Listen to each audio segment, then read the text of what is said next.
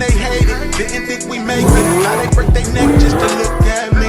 Remember when I called you and you didn't fall through? Now you hate yourself, you can look at me, look at me. You hate me.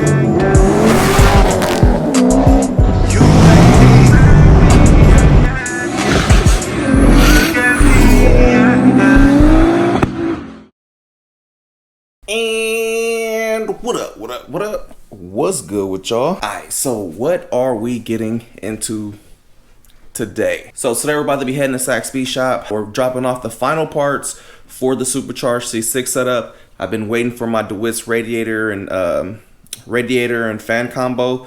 So that's supposed to be here today. I also got a few things that I need to go run and pick up. This week, everything should be finished up. I think the C5 should even be finished tomorrow. So if all goes as planned in a perfect world, the truck, the C5, and the C6 should all be done next week. And I should have those 3 cars back home. So yeah, that's what we're trying to make moves towards getting those back. Currently my driveway is pretty damn empty. I only have 4 cars at the house, and yeah, and I need those cars back. So with that being said, man, we're waiting for UP. I think UPS is delivering, either UPS or FedEx, one of the two, whoever the hell is delivering this package. Once that gets here, we're going to be heading over to Sacramento.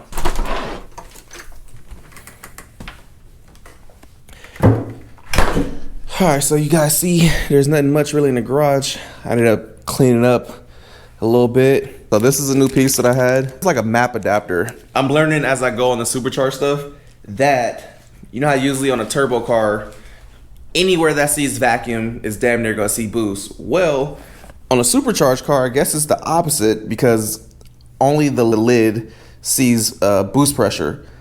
So it's kind of weird. I have my boost gauge hooked up here, and it only shows like 0, and I'm like, why the hell? Like, it shows vacuum, but it doesn't show boost. Well, there's no pressure right there, so I guess I have to move it over here where the lid is, because the lid is the only thing that sees pressure. It doesn't matter if this sees vacuum or not. The lid is the only thing that's gonna be pressurized. So I have to run this little map adapter right here. UPS still isn't here, so what I'm about to do is I'm gonna get this vacuum block put in there. Went to Ace Hardware, grabbed a couple of fittings that we're gonna need. So we're gonna get this done, and hopefully they'll be here. If not, we continue to wait. All right, so just dealt with that. I'm not 100% sold on how that fitting went in there. The O-ring was kind of like loose, and I didn't like the way it felt.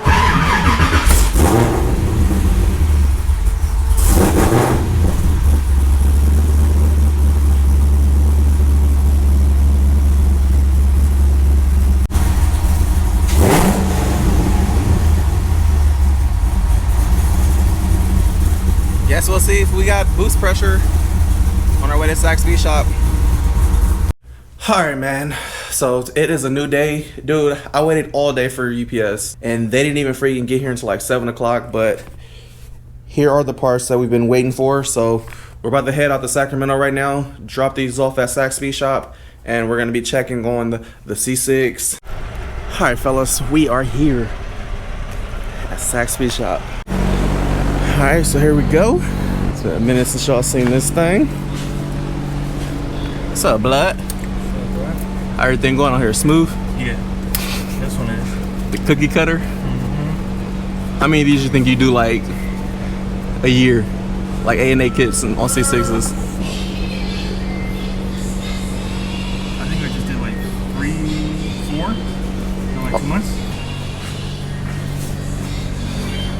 Ooh. Coming together. Hey, I'm gonna need you to pull these headers off so I can ceramic coat it. Fuck no. I'm just fucking with you. The bitch is on. So this is the blow off valve that's gonna be going on here. This thing is hella big. Is that the big bubba? Yeah. Is it off the other one? I had this on my C5 for a minute, Oh, okay. and then I took it off. What? I like the way the tile sounds, but I was like, I don't want them to sound exactly the same. Which one you like better, big bubba or the tile? I like the big bubba. It's more bushy. We're gonna make 700 or what? Better? We don't. If not, I'm blaming you. Nah, I'm blaming you. No. I'm like, bro, you built this, bro. Watch Jason say, "Oh, it's not enough fuel." Nah, Then who do we blame? it should have enough fuel. What if he says there's not enough fuel? Nah. Jay actually said this combo is like good for 7. Guaranteed? Guaranteed. All right, let's open this new radiator fan combo and see what's all up in here for us. All right, so here it is. Boy, this thing looks crazy. You ever ran this one? Never? Yeah, it's expensive, that's why. Feel me? It's $2,200 radiator right here, baby. I mean, it's good that you ain't seen it. You feel me? That just means, you feel me, that I got the highest of the highest end builds that you've done now. Hey, I didn't want to spend $2,200 on the clutch, but you know, $2,200 radiator seems more efficient. Originally was supposed to do a twin disc, and by the time I went from here to the office over there, I got talked into a triple disc. But nah, this thing looks crazy. Looks good though. So they cut out like the first 2 rows, you can see, and that's just so you can get the intake over it. Usually you have to space the cradle, but with this setup you don't have to space it, so you don't have to sacrifice your ground clearance. That was, we gotta take those out. Nope. I just seen them as I'm talking about it. Damn, son, no cradle spacing, man. That's what this was for. That's extra clearance. Nah. But yeah, so this radiator comes with its own little fan controller and everything. Pretty sick. I guess it's like a little standalone computer or some shit they were saying, that when it senses like temperature, it automatically speeds it up or slows it down depending on how hot the coolant temps are.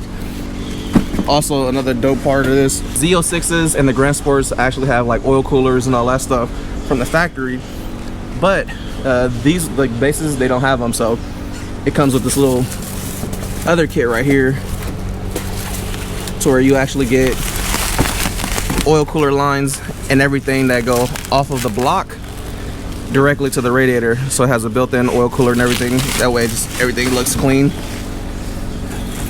High temp lines and everything. Definitely a high-end kit, but the whole setup was like 22 something. I just don't want to deal with any overheating issues, especially since we still have AC in here. This is probably gonna still be like the daily car that I drive to and from the gym here and there. So wanted to make sure we weren't gonna have any issues with it being streetable. Also, that's why I'm doing the flex wheel kit on here. That way if I decide to drive this thing down to SoCal, we can. If we go to Reading or something to go jet skiing or waterfall searching, you know, we can still drive the C6. So this car is like basically the fast cross-country car, or capable of going cross-country. That's the plan for it. So that's why the C6 is getting a little extra special treatment on all like the baller parts, because we don't want to be stuck in the middle of nowhere with a fucking car that had an overheating problem or something. You need a 3-bar map sensor in this too. You don't have it. This is the look of somebody that's about to butt connect your shit all together.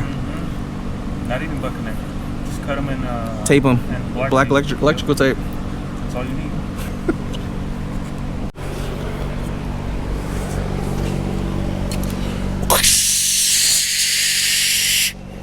So y'all remember I went and had Ray header ceramic coated for him. Everything's on. It's not that loud. That's in quiet mode. My future V, man, what's that hanging on my door? For tuning purposes. It's the Y-band?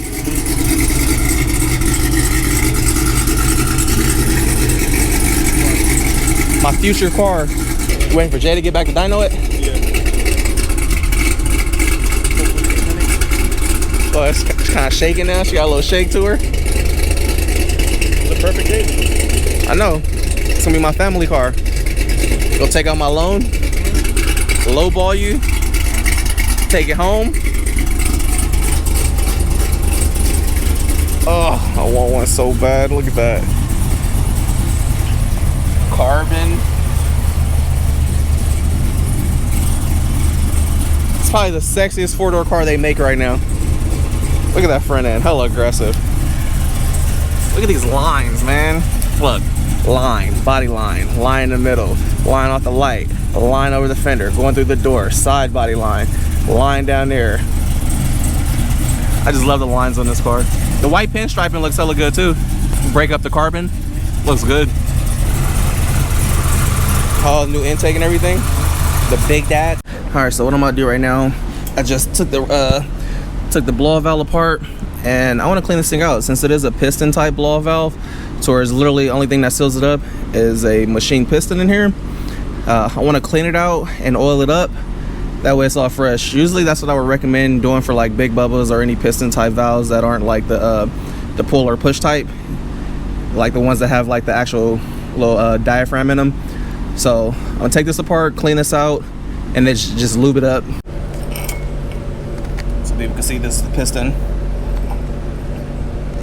And literally, you have your little O-ring right there. And then other than that, this is what seals it. And what happens is when the cap's on there, you have your nipple, vacuum will pull this thing up. And that's the only thing that basically seals it and pulls it, is it's machine super tight, and like everything's like super close tolerance. That's why I like to keep this thing lubed up. You don't want dirt getting in there, scratching it up, and possibly creating like a bass seal or anything. So yeah, let's get this thing cleaned up and lubed up. Piston all lubed up. Look at that thing. Shit's smooth now. Yeah, it is. Slide in and out, no grinding, no nothing. Just finished cleaning up this thing and getting it all lubed back up. And I just want to say one more thing, because I know some people may be like, oh, well, how does it seal? You guys remember at the bottom of the piston, it had this little O-ring, and it's like it sits in like a recess at the bottom of the blow valve, so the O-ring sits in there tight. And the reason why it doesn't leak, people think that these just open on vacuum and gets pulled up. They actually have boosts running through the top of them also. So if it's on the manifold and it sees any type of vacuum coming through, that means it will see boost coming through also. So when you let off the gas, air comes through this little nipple, pulls it up, pulls the piston up. Once you get back on the gas, boost will hit the top of that piston and push this valve back closed. So that's how it opens and closes on there, for people that may be unfamiliar with. A lot of people think that it's the spring that keeps it closed, when it's not. It's actually boost pressure keeping it closed and vacuum pressure opening it up.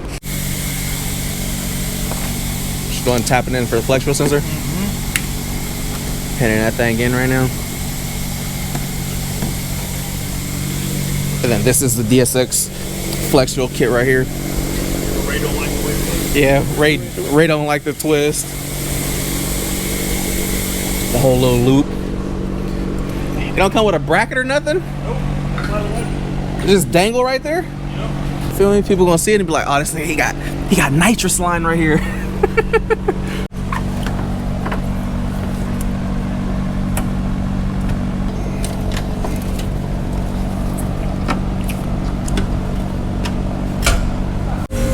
It's damn near in there. This rate, I should have just did the chrome piping.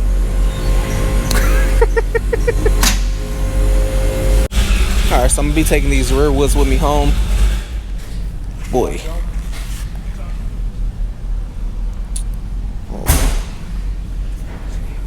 Mount some new tires on these things. Look, so daddy long legs. All right, man, I just left Saxby shop. I had to rush back home. Granny had called me, was like, no, we got dinner today. So I hella forgot that we're supposed to be going to my little cousin's birthday dinner today. So yeah, I'm back home. About to go in here, get ready.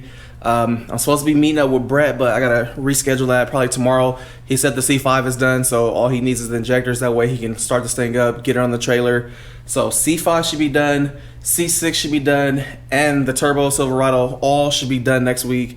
And hopefully this weekend I'll have everything home. So we should have a lot of content that's gonna be rolling through. I know you guys are probably tired of the building. We're going to do updates. We're going to the shop to check this. And like, I'm personally tired of it. So I know you guys are probably bored with it. Everybody's hitting me about the SC. Like, it ain't shit I can do about that. So yeah, if I'm not posting as much next week, it's just because I don't feel like posting like updates and checking on this. We're doing this. Like, I'm ready to have the cars back, get some driving and all that. So next week we might be a little less content than normally, unless I'm throwing ride-alongs or doing something like that along the lines. I don't know how next week's gonna go, but yeah, I'm about to go in here, change up and get ready to go. I think me and Granny are probably gonna take the 350Z out today. So yeah, man, hopefully you guys enjoyed this boring progress update on the C6. But if not, man, my bad. But yeah, like always, love y'all.